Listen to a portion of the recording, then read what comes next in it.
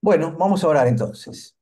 Señor, te damos gracias por esta tarde que podemos estar haciendo esto y te pedimos que sea tu Espíritu Santo el que nos guíe, el que nos ayude a entender más de tu palabra. En tus manos estamos y esperamos en vos. En el nombre de Jesús. Amén.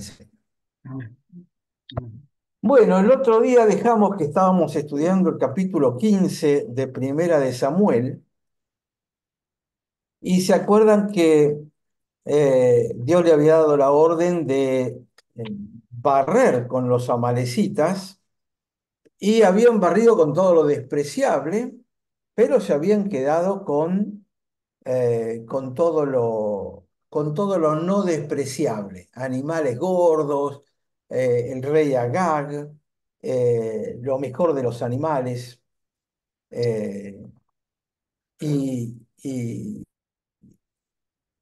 tomaron a Agag vivo. eh, Y la orden había sido, y habían dado a los ceneos, le habían dicho, sálganse del camino, que no queremos matarlos a ustedes y ya habíamos analizado un poquitito esas cosas. Entonces, a partir del versículo 10 dice, y vino palabra de Jehová a Samuel diciendo, es decir, todo esto estaba pasando con Saúl, y acá se conecta Dios con Samuel directamente. Y le dice, me pesa haber puesto por rey a Saúl porque se ha vuelto de en pos de mí y no ha cumplido mis palabras. Y se apesadumbró Samuel y clamó a Jehová toda aquella noche. La primera palabra para marcar acá es esta palabra me pesa. Eh, porque, a ver, déjame que... Samuel 15:11.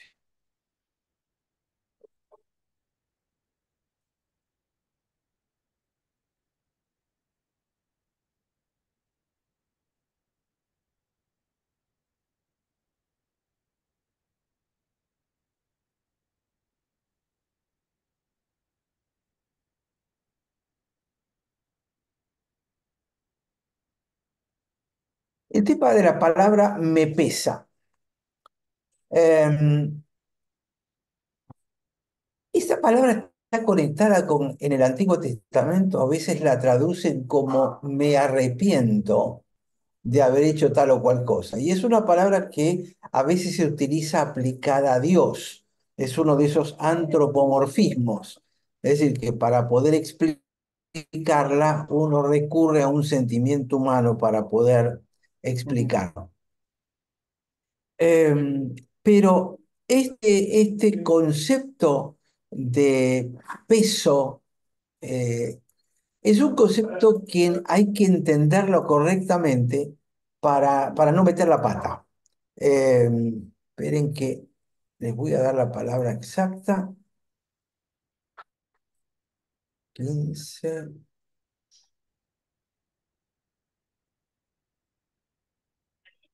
11.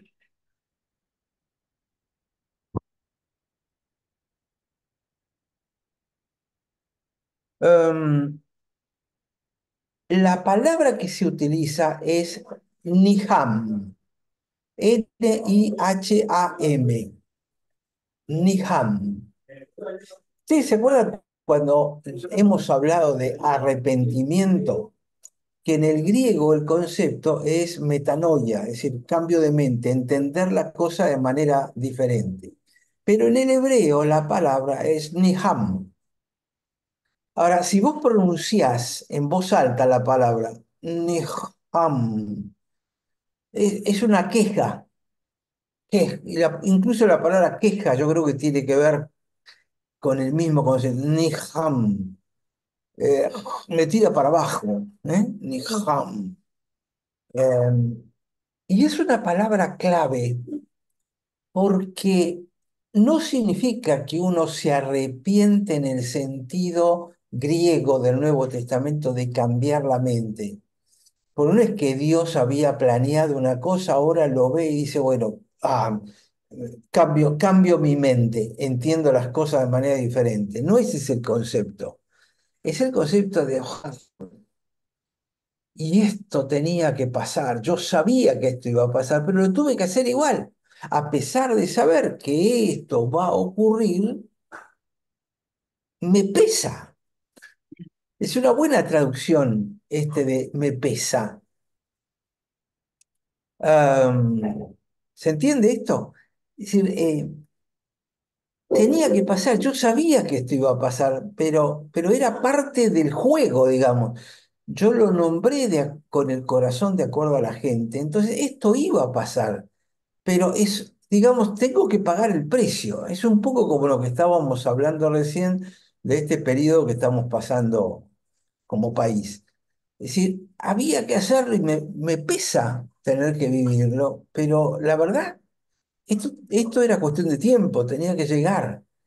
Pero no es que uno se arrepiente, uno simplemente le pesa. Y este es el concepto correcto que utiliza Dios cuando dice, yo, a mí me pesa el haber puesto a Saúl como rey. Es un pelotazo en contra, ¿eh? Porque porque se dio vuelta y no sigue mis mandamientos. Y la palabra es mandamiento, justamente, o lo que yo le ordené, tiene la raíz dabar. ¿Se acuerdan? Creo que lo charlamos la vez pasada, si no me equivoco. Dabar significa palabra, es la contraparte hebrea de la palabra logos.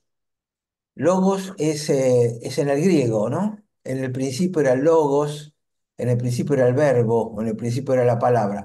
En hebreo la traducción de logos es dabar, que es la orden de Dios. Es decir, no es que Dios habla, a ver qué te parece, hijo mío. Cuando Dios habla, no es que está viendo a ver qué me parece a mí, sino que el hablar de Dios es mandamiento. Entonces los diez mandamientos, por ejemplo, son las 10 Dabar, literalmente, las 10 palabras, pero no es palabra común como todas las demás. Ahí en el hebreo, para hablar de las palabras como lo demás, se utiliza el concepto rema. Pero cuando dice Dabar hay que prestar atención porque esto ya es una palabra autoritativa por parte de Dios. Entonces dice, me pesa porque no siguió mis Dabar. Ah, y entonces, eh, lo que le pasa a Samuel, a pesar de que dice, como es acá, y se apesadumbró Samuel, en realidad la palabra literalmente es, lo puso furioso a Samuel. Eh, lo hizo calentar, literalmente. Es decir, es el encenderse, eh, qué bronca que me da esa cosa de ira que te surge adentro. Y esto sí es bien humano. A Dios no le pasa eso. A Dios le pesa. Pero no podemos poner el pesar de Dios con el pesar de Samuel. Son dos palabras diferentes. El pesar de Dios es este Niham. En cambio, el de Samuel es una descarga emocional, cosa que no se da con Dios. Entonces lo hizo calentar a Samuel de tal manera que gritó en oración toda la noche a Dios. Es como nosotros decimos, este desgraciado, mira lo que hizo, que no te preste. Y se descargó toda la noche. Es decir, la bronca le duró toda la noche a Samuel. Em, Así que me parece muy importante diferenciar estas dos reacciones. La reacción de Dios es la reacción de pesar, la de Samuel es una reacción muy emocional. Entonces, claro, se pasó toda la noche clamándole a Jehová, y la palabra clamar es literalmente gritar, Y en el versículo 12 dice, madrugó luego Samuel para ir a encontrar a Saúl por la mañana. Así que no debía estar de muy buen humor Samuel eh, en todo esto. Es decir, esto que ocurrió fue en privado entre Dios y Samuel. Madrugó, fue a encontrar a Samuel por la mañana y fue dado aviso a Samuel diciendo, Saúl ha venido a Carmel, al monte Carmel, ¿no? Y he aquí se levantó un monumento. Es decir, se levantó un momento a sí mismo. Nosotros lo hemos visto hace poco, ¿no? Gente que se levantaba un monumento en vida.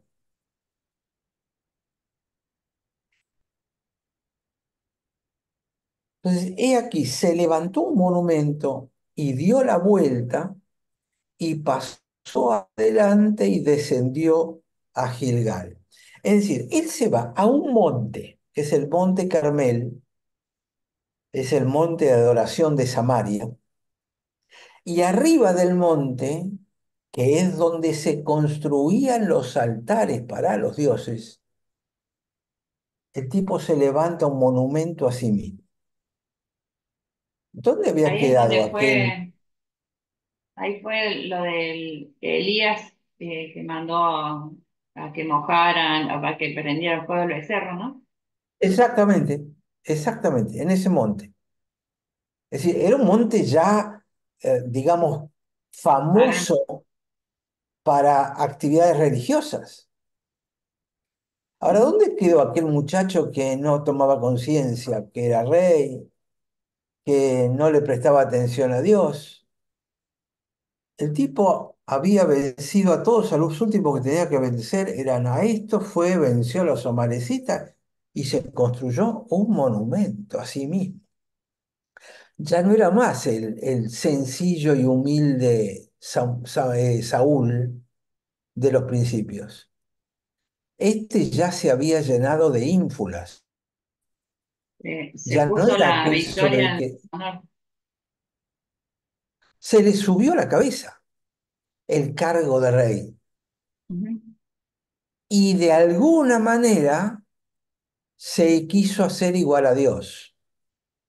¿Se acuerdan? La Biblia habla de eso acerca de Satanás, ¿no? No, y en cambio Jesús no estimó el ser igual a Dios, sino que se despojó, bajó, se hizo hombre, como dice Filipenses.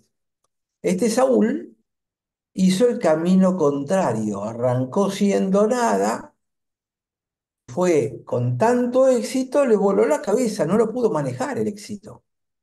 Ujú. Le voló la cabeza y se hizo un monumento a sí mismo. Y dio la vuelta y pasó adelante y descendió a Gilgal. Dice, fue a Saúl y le dijo, no, esto es el 12. Acá está. Dice, se levantó temprano Samuel para encontrar a Saúl a la mañana y se le dijo a Samuel eh, que fue Saúl al monte Carmel y verdaderamente él se hizo para sí mismo un monumento y él fue alrededor del monumento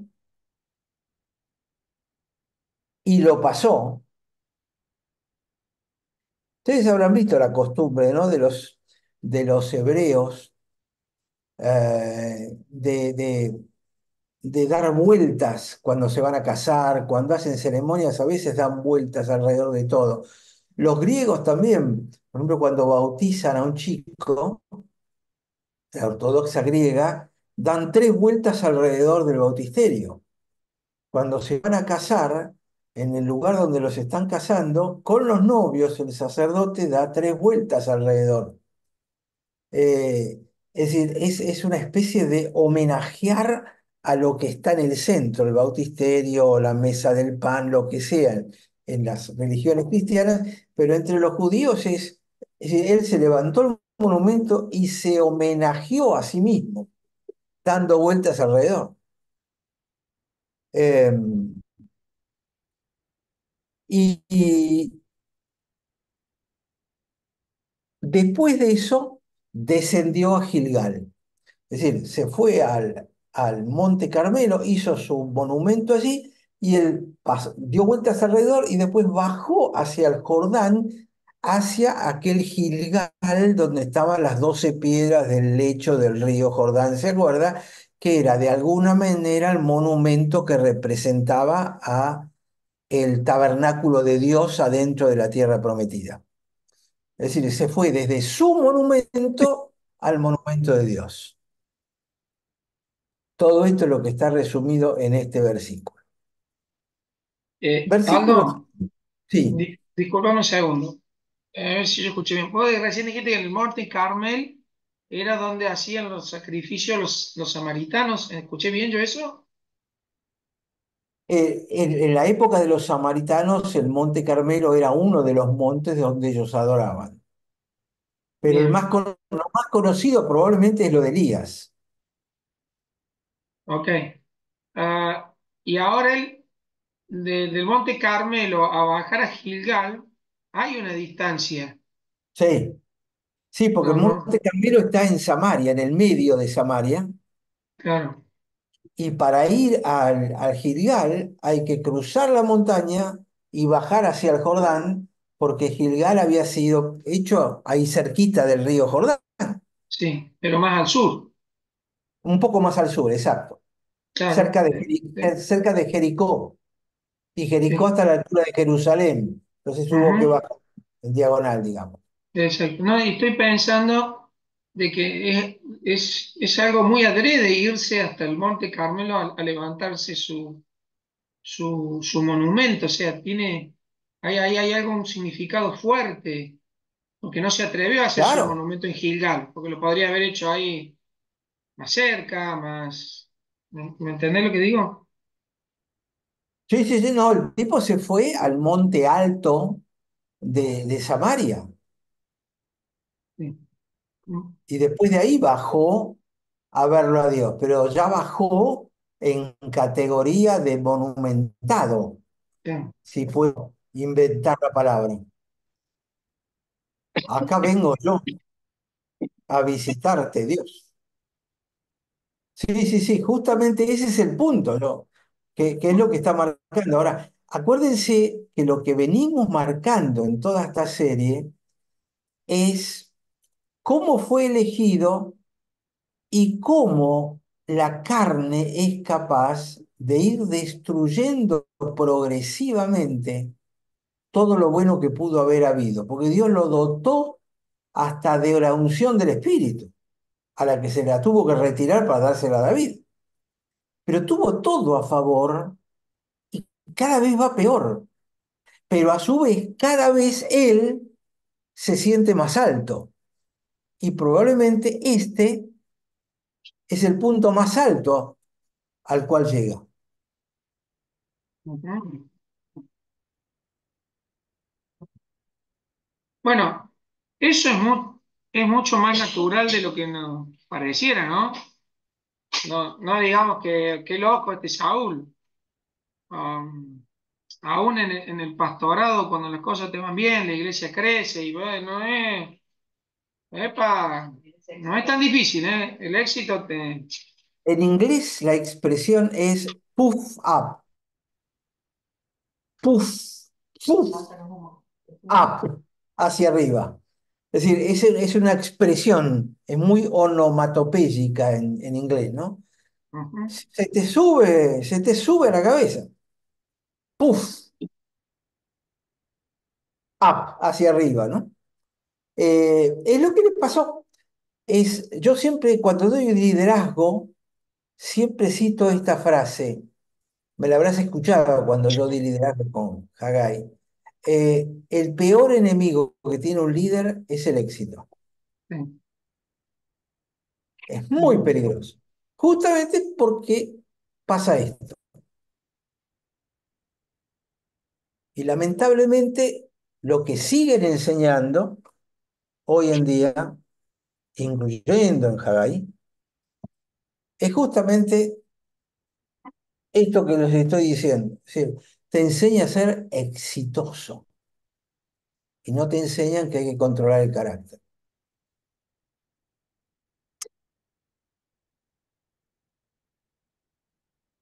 ¿Estamos algún comentario más? No, ya nadie se anima a hablar algo. Y el Estamos todos en el piso versículo, ahora. entonces el versículo 13 dice, y fue Samuel a Saúl y le dijo, fíjate que Samuel no va a Carmel, Ujú. es decir, se lo encuentra, no me acuerdo exactamente, pero probablemente se lo encuentra en Gilgal. Sí, claro. Samuel va al lugar de la adoración de Dios y ahí se lo encuentra a Saúl. Y le dice, Saúl, y le dice a él, Saúl, bendito seas tú de Dios. Yo he hecho la dabar de Jehová. ¿Ves que se traduce yo he cumplido la palabra de Jehová? Pero no es la palabra amor, Hamor, que sería la palabra hablada común y corriente. Yo he cumplido la dabar de Jehová, es decir, la palabra, el mandamiento de Jehová. ¿Te imaginas que Saúl lo escucha y se le pusieron los pelos de punta? Samuel, bendito seas tú de Dios, dice. Es decir, como buen religioso, ¿no? Yo he cumplido, he llevado a cabo, he realizado, he levantado, serían todas traducciones, el mandamiento de Dios. Y acá viene una expresión en 15:14.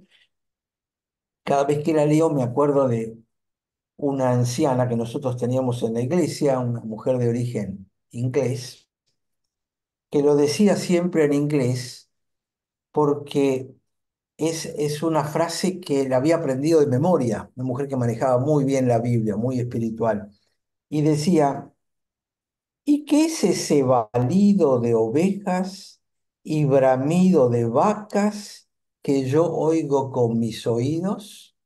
Es decir, está siendo muy irónico Samuel, Ujú. porque es muy probable que todos esos animales no estuvieran en Gilgal, pero él sabía que habían salvado todo esto. Entonces, sarcásticamente le dice, le contesta, y he cumplido la palabra de Jehová. ¿Y entonces qué son esos balidos de ovejas y bramidos de vaca? Porque se suponía que no tenían que haber, porque se suponía que tenían que haber destruido todo. Entonces le pregunta, muy sarcásticamente. Yo creo que en parte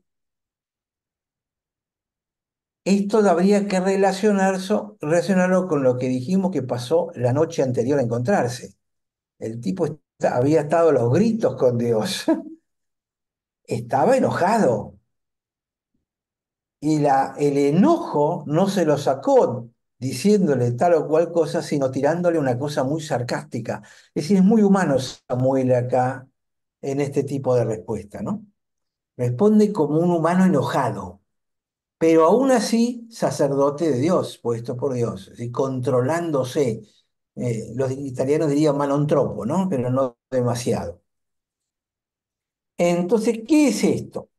Y le responde Saúl, versículo 15. Y dijo Saúl, de Amalek los han traído. Ujú. Es decir, ellos Los los soldados. trajeron. Ujú. Porque el pueblo perdonó lo mejor mejor de las ovejas y de las vacas. El pueblo, yo argentino, dijo. ¿Vieron esa expresión? Yo no tengo nada que ver, fueron estos, los desgraciados estos que me rodean y a los que tengo que gobernar, culpa de ellos. Esto pasa habitualmente con los líderes. Se hacen monumentos para ellos y cuando hay algo que no sale exactamente bien, la culpa la tienen los de atrás, los de abajo, los de afuera, los del costado. Y lo justifican diciendo que son para el sacrificio a Jehová. Entonces le Entonces, tenés como que que una encontrar doble una, causa. exactamente, le tenés que encontrar una explicación. Es decir, si esto no es populismo, yo no sé qué es, ¿no? No es populismo. Sí, es literal. Es echarle la culpa de lo malo a la gente y lo bueno es todo lo que yo hago. Porque Entonces, no lo nombra que él dejó con vida al rey acá.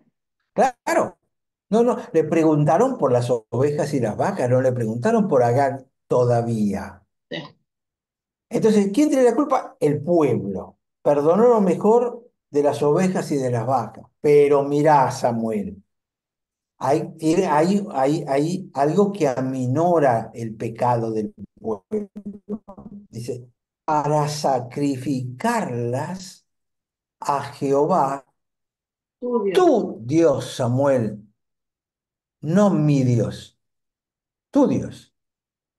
Sutileza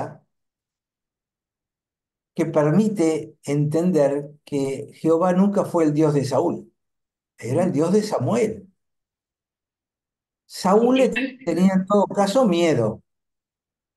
si mal no recuerdo, el pueblo se quedó con los animales cuando vio que Saúl se quedó con el rey vivo. O sea, Y como claro, que el ejemplo lo dio Saúl. si el rey hace esto, porque si el de arriba roba, ¿por qué no voy a robar yo?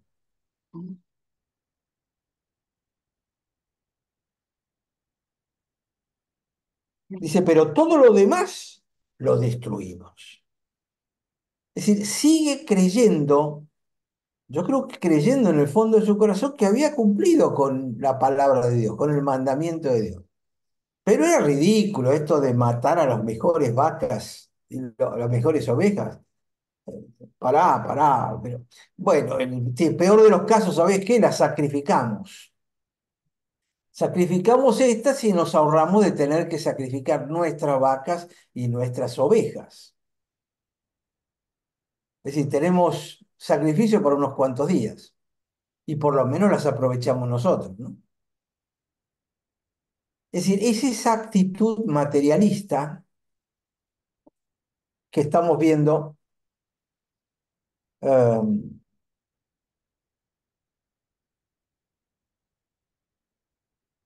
Aparte junta las ovejas los animales para sacrificarlos a Jehová, tu Dios. Y ahí utiliza las dos palabras, Yahvé, que sería Jehová, y tu Dios, Eloheka. Elohe viene de Elohim, del Dios creador, del Dios poderoso. La terminación K significa tuyo, ¿no? A Jehová tu Dios, literalmente, tu Dios el poderoso. Pero el resto, lo destruimos absolutamente todo. Explícame de nuevo esto de las dos concepciones de Dios, Jehová y Elohim, que no lo entendí. Dios tiene muchísimos nombres, ¿no? Cada uno significa algo en especial. Pero el nombre Elohim es el nombre de Dios el creador. Es decir, en Génesis 1:1 Bereshit bara Elohim hashamayim vejajaretz. Es decir, en el principio creó Elohim los cielos y la tierra. Y todo el capítulo 1 de Génesis, toda vez que se lo nombra a Dios, se lo nombra únicamente como Elohim, no como Yahvé. Capítulo 1. En el capítulo 2 y 3 de Génesis, aparece por primera vez el nombre de Jehová, de Yahvé. Yahvé. Ahora, Yahvé, si se acuerdan, es el nombre que Dios le da a Moisés en Éxodo.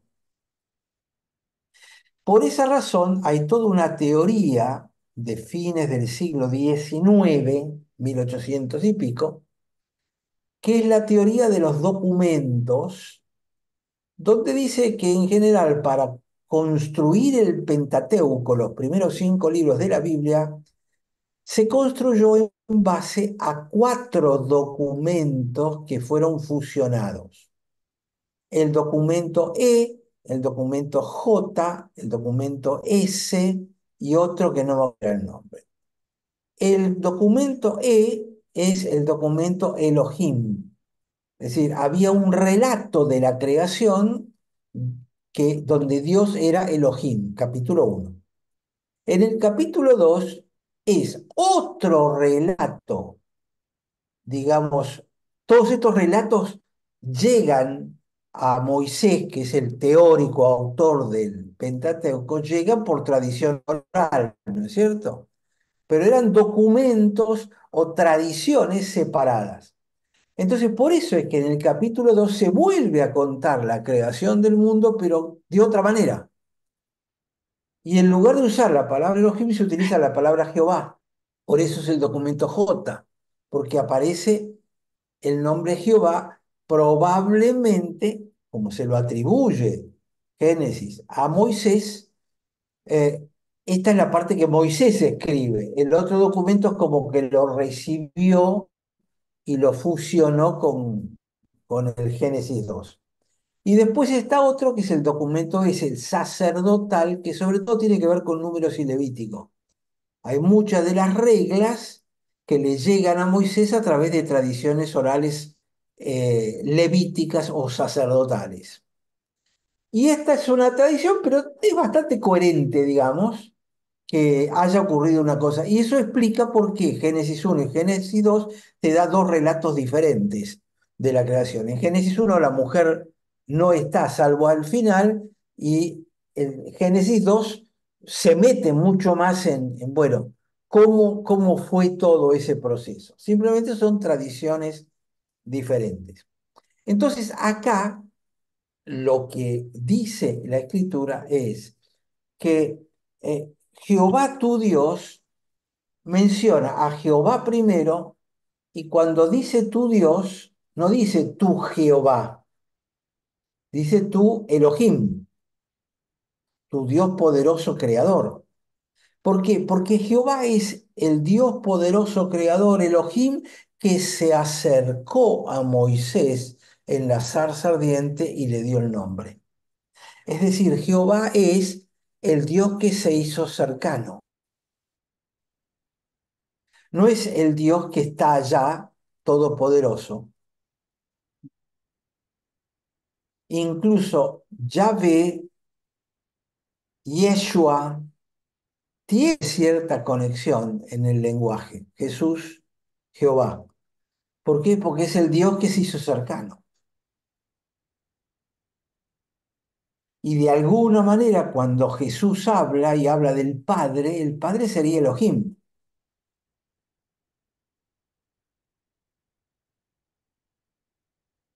No sé si confundí más o quedó un poquito más claro. ¿no?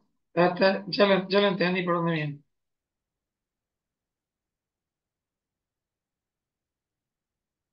Entonces dice, la íbamos a sacrificar al Dios cercano, al Dios que se acercó, Jehová, que es tu Elohim, no Cercano es a mi vos. Elohim. En todo caso, yo estoy de acuerdo en dárselo al Dios que se acercó, pero aquel lejano es tema tuyo, Samuel, no es tema mío. Medio groserón, ¿no?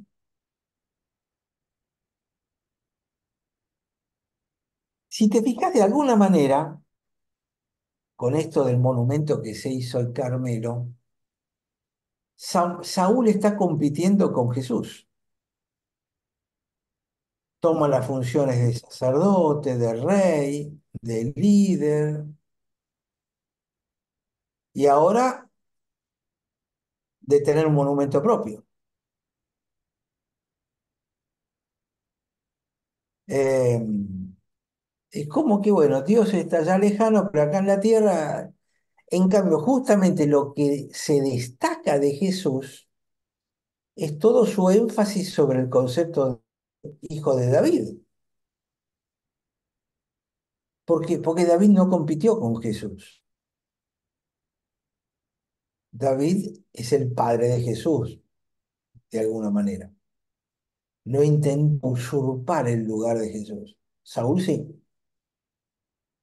Por eso es que te hago esta diferenciación, porque a lo mejor es muy profunda para compartirla desde un púlpito, pero cada vez que leas alguna de estas cosas por ahí, puede ayudar. Y la palabra Jehová, como no se puede pronunciar, generalmente está traducida con la palabra Señor, con Adonai tu Elohim. Adonai significa Señor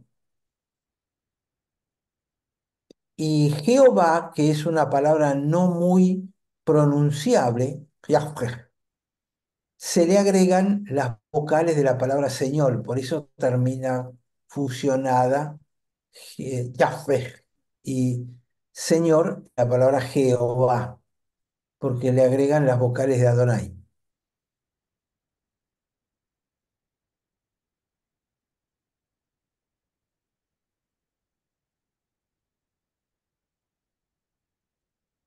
¿Estamos hasta acá? Ujú. Entonces Saúl eh, le dice, los trajimos, pero todo lo demás lo destruimos. Entonces Samuel le dice a Saúl, cálmate, cállate la boca literalmente, y yo te voy a decir lo que dijo Yahvé, el Dios cercano, lo que me dijo ayer a la noche. Ayer a la noche. Si cuando Dios le gritaba, ¿se acuerdan? Pues, perdón, cuando Samuel le gritaba a Dios, le gritaba clamando a Dios todo esto, Dios le contestó a Samuel y ahora se lo va a decir a Saúl. No es que en ese momento, después de lo que dijo Saúl y de lo que se enteró, Dios le estaba diciendo a Samuel, decirle tal cosa. No, ya se lo había dicho anoche, antes de que Samuel supiera que el tipo se iba a hacer un monumento y que le iba a decir lo que le hizo. Entonces dice, déjame declararte lo que Jehová me ha dicho esta noche. Y le dijo Samuel, habla. Ah, y este habla es daber, es de nuevo, es decir, es palabra Hablar. de Dios, entonces eh, habla esa palabra importante, ¿no? Entonces le dijo Samuel, aunque eras pequeño en tus propios ojos, y esto es interesante porque está en contraposición con el monumento.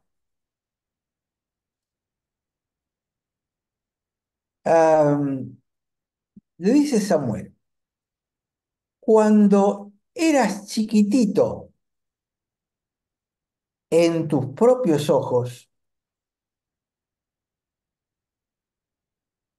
¿no has sido hecho cabeza de las tribus de Israel?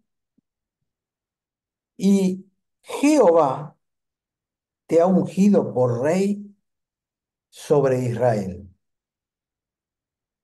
Te ha hecho líder. La cabeza es Ro, te ha hecho líder. La palabra es Rosh.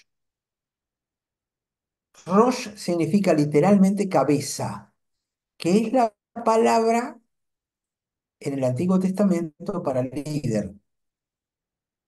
Líder es más un término político de nuestra cultura. La Biblia lo que dice es que cuando, por ejemplo, el hombre es cabeza de la mujer. no es que es líder de la mujer, es Rosh de la mujer. Acuérdense que Saúl sobresalía una cabeza sobre el resto de los demás. Y el concepto de cabeza es, voy a cortar cabezas. ¿Qué cabeza corto primero? La que esté más alta. Es decir, el Rosh es el responsable de todos los que están por abajo. Este es el verdadero concepto del hombre será cabeza de la mujer, mal interpretado generalmente ahí en Efesios. Significa, si la mujer hace una macana, la cabeza te la corto a vos, no a la mujer. Que es lo que pasó en el jardín del Edén. Eva fue la que se mandó la macana con la anuencia de Adán, pero ¿quién fue el responsable? Adán. Y Adán no se hizo responsable, le echó la culpa a la mujer. No aceptó o no hizo de cabeza como le correspondía. Por eso dice que también a la serpiente la herirás en la cabeza.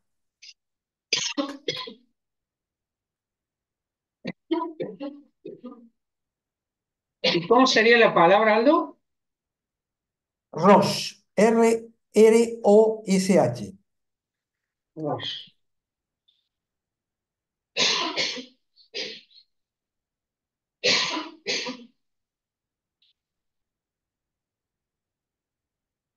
Es decir, que cuando Samuel estaba quejándose anoche ante Dios, Dios le dice, cuando este no era nadie, yo lo hice cabeza de las tribus de Israel y lo ungí por rey sobre Israel.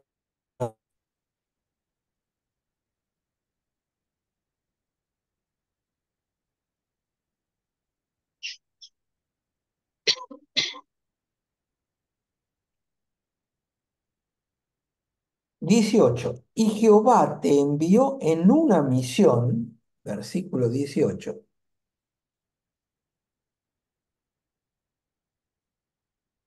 y te dijo, ahí te dijo no es Daván, es dijo simplemente, anda y destruí totalmente. Espera que acá creo que yo tengo algo.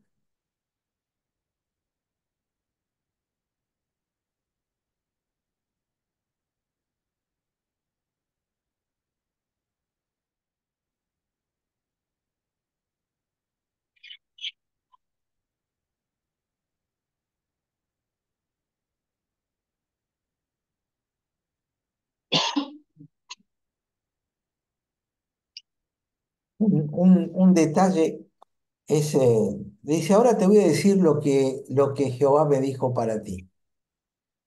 Y Saúl le dice, dime. Ese dime, él le respondió a ti, versículo 16. Am, puede confundir, porque parece como un gesto, bueno, escucho. No. Si Samuel tenía un mensaje de Dios para él, no tenía que pedir permiso para darlo. No necesitaba que Saúl le dijera, habla, decime, di. Eh, de alguna manera, Saúl se sentía que él podría decir, no lo quiero escuchar. Él sentía que tenía control. Eh, Pero a su entonces, vez le da lugar a Samuel. Porque vos dijiste que ese día era Dabar, o sea, sí, es palabra de sí, Dios. La entiendo, te reconozco que vas a bajar palabra de Dios, correcto. ¿no? Sí, Sin, sí, sin sí. duda que se siente Pero, superior, pero a su vez le da lugar a Samuel para que hable en nombre de Dios. y no tiene más remedio, es decir, al fin y al cabo está enfrente del hombre de Dios y es peligroso ponerse en contra de él. Pero él quiere seguir teniendo parte del control de la situación. Por eso le dice, está bien, te doy permiso, dame ese mensaje de Dios, ¿no? Em,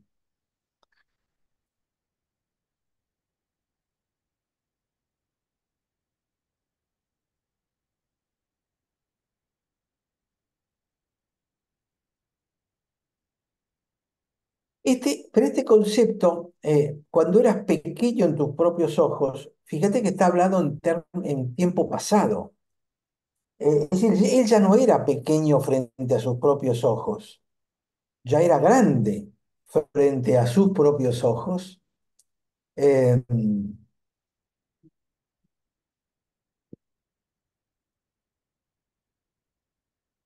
entonces dice, cuando te hizo todo esto, Dios te mandó en misión y te dijo, destruí. Y la palabra acá clave, creo que lo habíamos dicho la vez pasada, porque estaba en el versículo, sí, versículo 3, 15:3. Ve y destruye todo lo que tiene. Esta palabra de destrucción es destrucción total. Dice, te dijo, anda y destruí a los pecadores de Amalek y hacerles la guerra hasta que los acabes. ¿Por qué pues no has oído la voz de Jehová, sino que vuelto al botín has hecho lo malo ante los ojos de Jehová? Es decir, Dios le dijo, bueno, anda y decide. Cuando eras pequeño no te dice esto. ¿Por qué no obedeciste la orden? Y entonces ahora en el 20 Saúl le va a responder a Samuel. Ahora, em,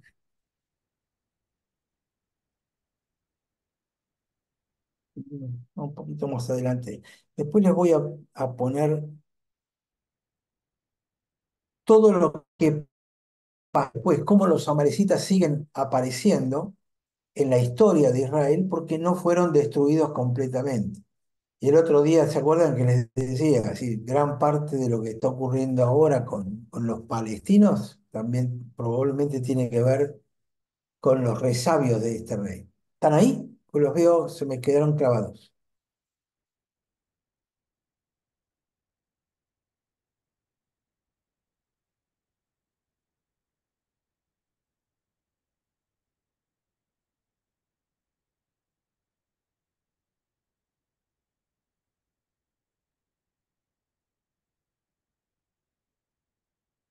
Fabi, ¿estás ahí?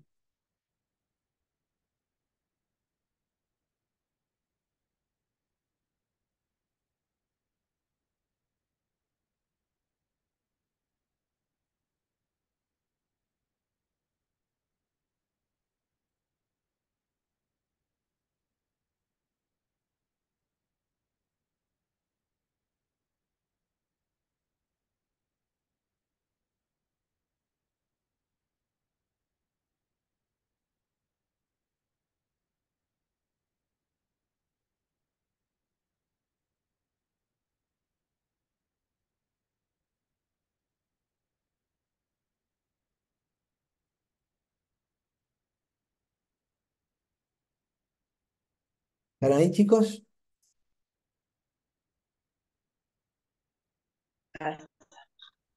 Ah, no sé si soy yo, fueron ustedes. Fabi me escuchó. Está. No, nosotros se nos cortó Ah, la luz. opa. Disculpe, yo tengo sin cámara porque estoy trabajando, pero escucho perfecto.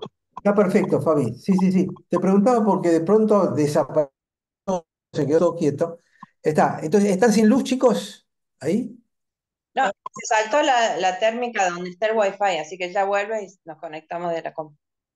Ah, bueno, bueno. Entonces vamos a terminar más rápido hoy por las dudas. Debe haber mucha demanda de electricidad, ¿no?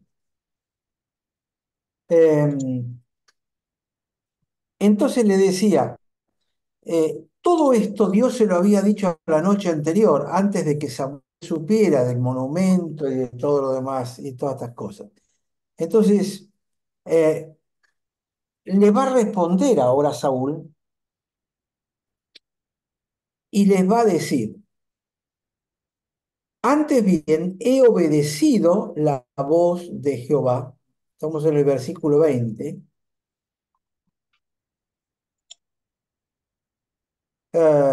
Dijo Saúl a Samuel, sí, obedecí la voz de Jehová y fui en la misión en la cual él me envió.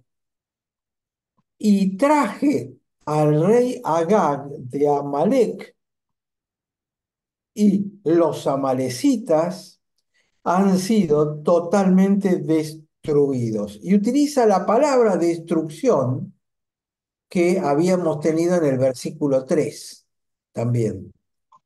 Claro. Es decir, él estaba convencido que había hecho lo que Dios le había ordenado. ¿Qué es lo que nos pasa muchas veces, no? Dios nos dice hagan tal cosa y nosotros creemos que hemos obedecido y no lo hemos hecho. Y versículo 21, inmediata, yo traje a Malek. Bien, por lo menos reconoció algo. Pero fue el pueblo el que tomó del botín ovejas y vacas, pero las cosas que debieran haber sido completamente destruidas para sacrificar a tu Dios en Gilgal, y ahí se queda. Entonces, la interpretación que hay en nuestros textos dice, pero el pueblo tomó del botín ovejas y vacas, y es cierto, dice el pueblo, la gente, ovejas, las primicias del anatema para ofrecer sacrificios a Jehová. Esa expresión, las primicias del anatema, no están en el versículo original. En todo caso, lo que hay es las cosas que debieran haber sido totalmente destruidas. Quizá esto lo traducen como las primicias del anatema. Es decir, ¿qué son las primicias? Los primeros frutos de aquello, por ejemplo, los primeros frutos del campo, los primeros frutos de los animales, los primeros frutos de tu sueldo, de tu trabajo. En este caso es los primeros frutos de lo que debía ser destruido. Es como que el pueblo separó las primicias, lo que nosotros llamamos las primicias. Pero las primicias son los primeros en orden de aparecer. Estos, las primicias las transformaron en los animales más gorditos, no necesariamente los primeros en aparecer. No te escucho, estás con Sí, sí. la... Ahí, ahora sí. No hay concepto de primicia, es concepto de eligieron de lo mejor que había, sin duda. Exacto. Pero de alguna manera, un poco lo que había en el fondo de la respuesta de él es cambiar la verdad un poquitito como para que no sea tan evidente, ¿no? Entonces, pero vuelve a decirle, para ofrecer sacrificios a Jehová, tu Dios, en Gilgal. Eh, es decir, él va cambiando su testimonio levemente cada vez que habla para que se adapte mejor a aquello que Dios le había hecho, pero no es que él no se está dando cuenta de que hay una diferencia, sino que está justamente cambiando para adaptarla y para que no parezca tan grande la distancia entre lo que él había hecho y lo que se le había pedido, ¿no? Entonces le contesta Samuel, versículo 22, y le dice, ¿se complace Jehová? Es decir, ¿tiene mucho deleite Jehová en ofrendas quemadas?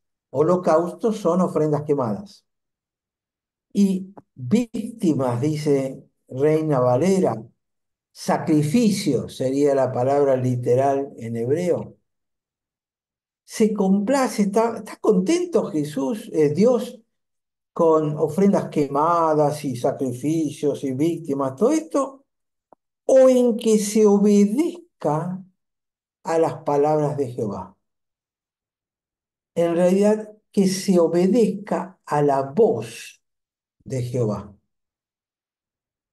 literalmente.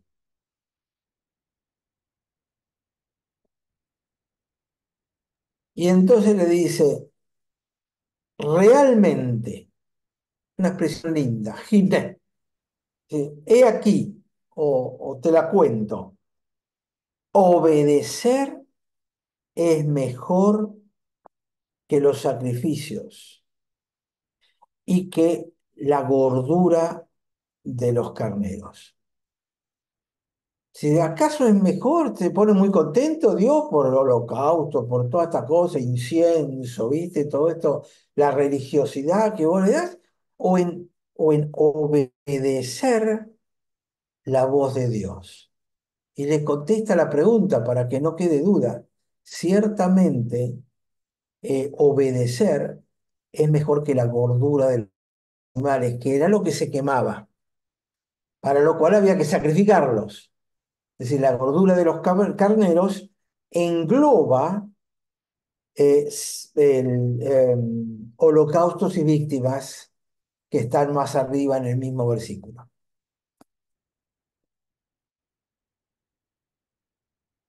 ¿Estamos hasta acá? Sí. Porque ahora viene Aldo, otra. déjame hacerte una intervención ahí práctica, a ver qué tiene que ver. Cuando hoy en el campo vos vas a querer comprar un corderito o un cabrito, se busca un animal gordo. Eh, y esto tiene que ver que al cocinarlo, la grosura, la que esté gordo, que tenga grasa, lo hace mucho más sabroso. ¿Tá? Si ahora Correcto. vuelvo con este ejemplo a esto que está diciendo acá Samuel, obedecer es mejor que los sacrificios, está claro, y el prestar atención que la grosura de los corderos, o de los carnes, ah, me pongo a pensar que la grosura del cordero puede haber sido un olor fragante delante de Dios, pero también es un beneficio al pueblo que después se comía esa carne sabrosa. ¿Me entendés lo que Claro, quiero decir? claro. O sea, cuando vos te Pero es acercás a así, un sí. asador, el olor de la carne asada, en realidad es la grasita que se está derritiendo, ese, ese Y es lo que se aroma. enciende, Ujú, porque la carne no se enciende, la carne se quema. Lo que se claro, enciende es la grasa, el chorizo que claro, gotea. exactamente. Ahora, en los sacrificios, lo que se prendía fuego en sí, que se consumía, la verdad que no lo tengo en claro. ¿Era como un gran asado o era que una parte del sacrificio se prendía fuego literalmente? Porque la carne no se quema con Había tanta algunos, los holocaustos era el quemado total. sí. Que eso no es Eh, fácil que se queme, ¿eh? no, no, no, no, hacía mucho, pero se quemaba hasta los huesos, no quedaba nada, Ujú, porque era para castigo completo.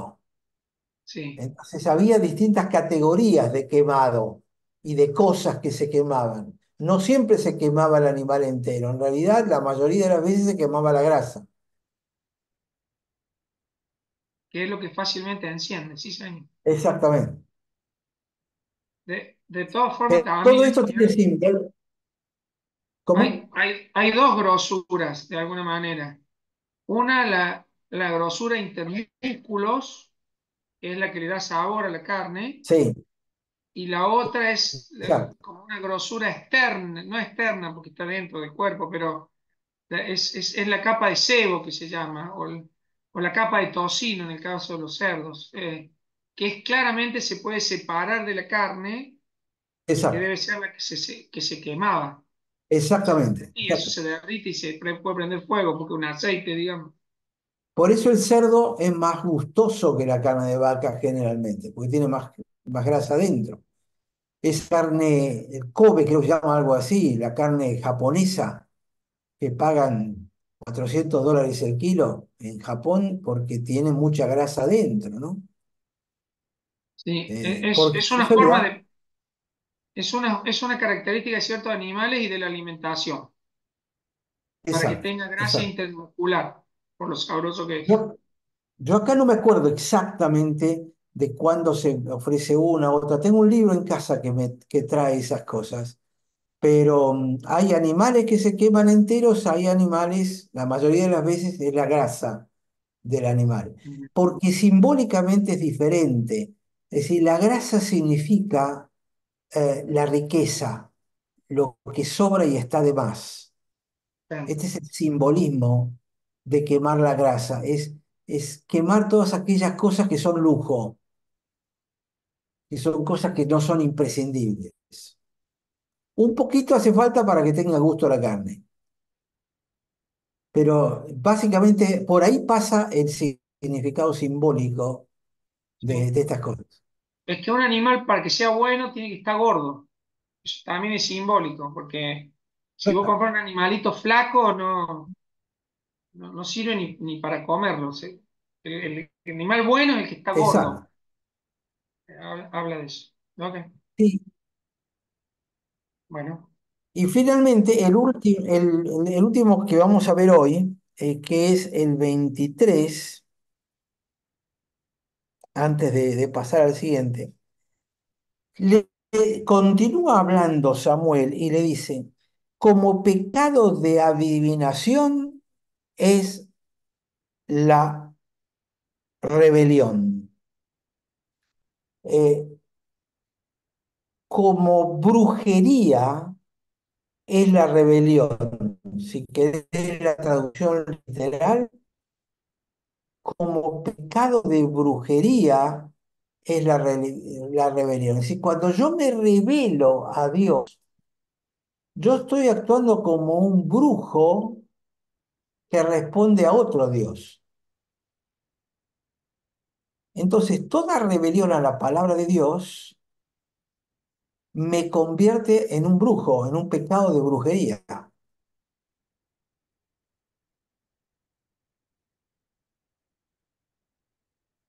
Esto es lo que esta es la primera expresión que hace Samuel.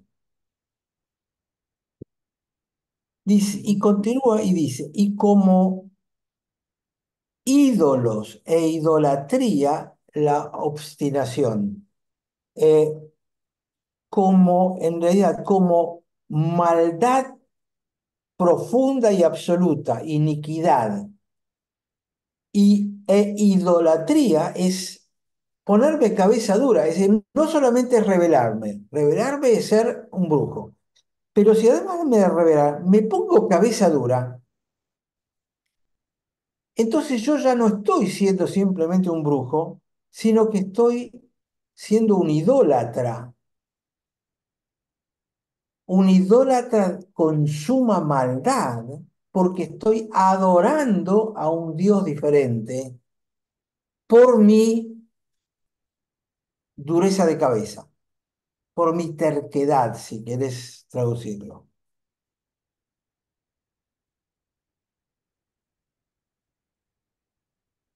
Por esa razón, porque rechazaste la dabar de Jehová,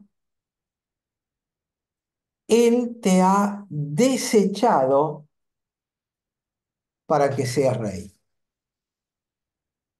Fíjate que esto es lo que Dios le dijo anoche a Samuel. Si Samuel lloraba y gritaba, clamaba a Dios, porque Dios le dijo, ¿sabes qué? Saúl ya no va a ser más rey. Quedará como rey, pero yo me voy a buscar a otro. Yo ya me busqué a otro. ¿Y por qué lo ha desechado? Porque Saúl ha elegido otro rey, que es el rey Saúl. El Dios de Saúl es Saúl. Por eso se está construyendo el monumento.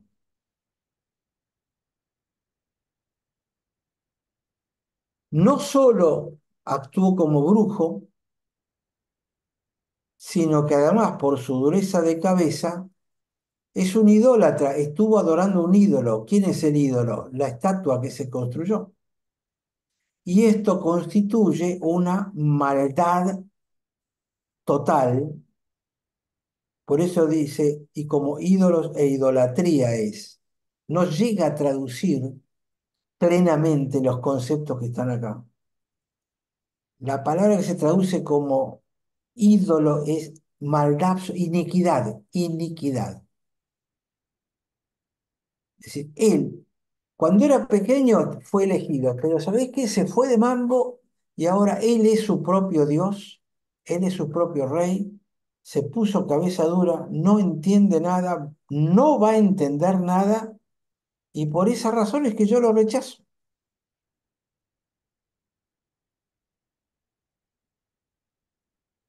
Y Samuel tuvo que ir a decírselo.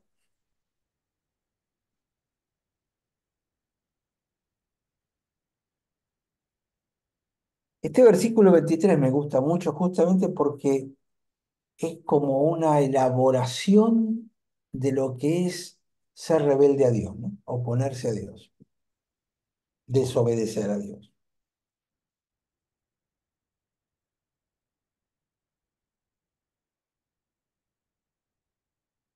Es decir, el primer paso es el brujo, que acá dice pecado de adivinación es la rebelión, más que adivinación. Está bien, sos brujo. Ahora, si te pones cabeza dura y seguís siendo brujo, acá ya la cosa pasa a otro nivel. Esa terquedad ya se convierte en una idolatría de otra cosa que no es Dios y una maldad extrema. Por esa razón no podemos, no puedo seguir dejándolo como rey. Lo rechazo, lo desecho, a pesar de que no lo sacó, ¿no? No lo mandó matar, no lo mandó, no le quitó los galones, lo dejó ahí hasta que se muriera. Pero Dios te abandona. Y te abandona cuando sos terco.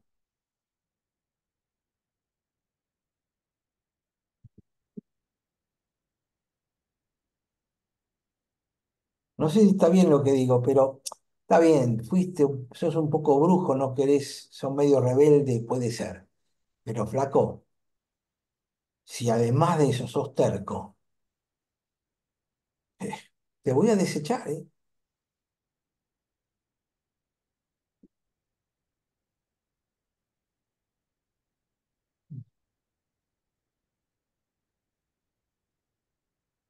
Ahora, este concepto claramente aplicado en el Antiguo Testamento y claramente repetitivo en el Nuevo, si no estás amparado en Jesús, este ciclo se repetiría infinitamente siempre, Es que en cada rey. lo repetimos Claro, continuamente. Es por la gracia que no se nos toma en cuenta. claro. Porque Sí. si no, nosotros somos Saúl. Somos rebeldes y tercos. Por eso Pablo dice, por gracia de Dios soy lo que soy.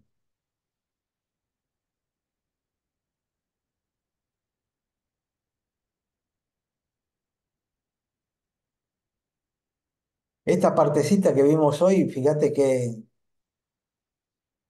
interesante que es, ¿no? Sobre todo por lo que Dios le revela a través de Samuel a Saúl, porque marca el pináculo de la maldad de Saúl.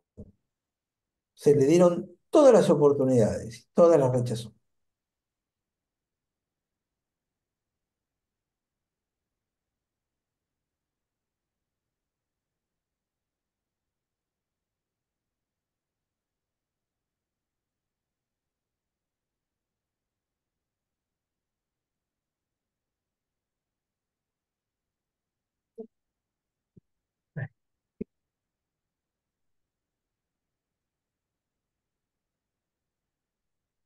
¿Algún comentario más, alguna idea más?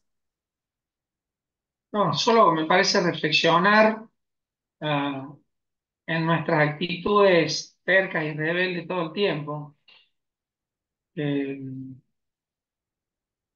que son extremadamente naturales y reflexionan en la gracia. Pero no pararnos en que la gracia ya resolvió el problema, sino en ir transformando el corazón duro, egoísta, todo el tiempo. Fíjate que, acordate, Saúl es el representante del carnal. David es el representante del espiritual. Ujú. Ahora, si vos los comparás, David fue también rebelde, con Betsabé, con Urías, con un montón de cosas. Fue rebelde, pero no era terco. Tenía un corazón suave. Es decir, son los dos símbolos del carnal y del espiritual.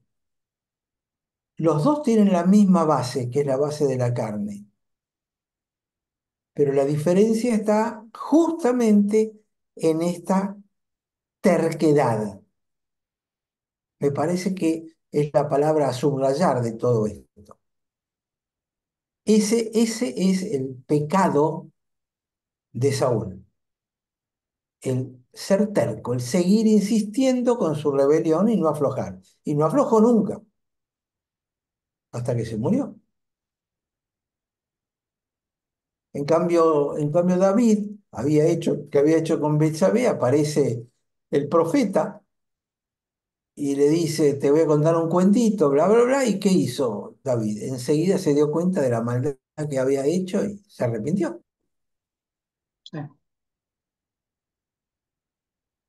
Este, Dios ya lo había dicho, pero imagínate que cuando Samuel le presenta esto, imagínate que este se hubiese arrepentido. Tenés razón, Dios me indicó una cosa y yo no lo hice. Soy culpable. Porque ahora la próxima lo vamos a ver. Él dice, está bien, yo he pecado, pero no lo dijo de corazón. ¿Qué hubiese pasado si Saúl, cuando Samuel le echa en casa esto, se hubiese arrepentido? Y probablemente Dios le hubiese dado otra oportunidad, pero Dios ya sabía que no iba a ocurrir. Por eso, para mí, todo este pasaje que estamos estudiando, todos estos pasajes que estamos estudiando, es tan representativo de lo que es el hombre frente a Dios, ¿no?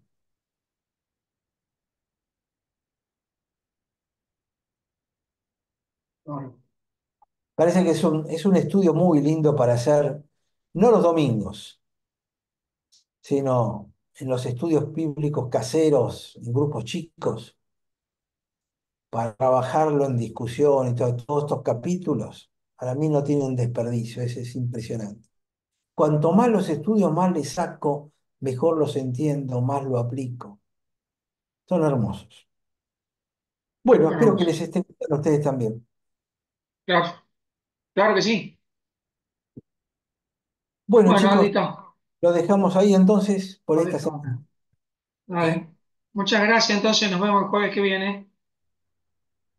Si Dios quiere y que tengan un hermoso fin de año y un Nos muy vemos el año que bendecido viene.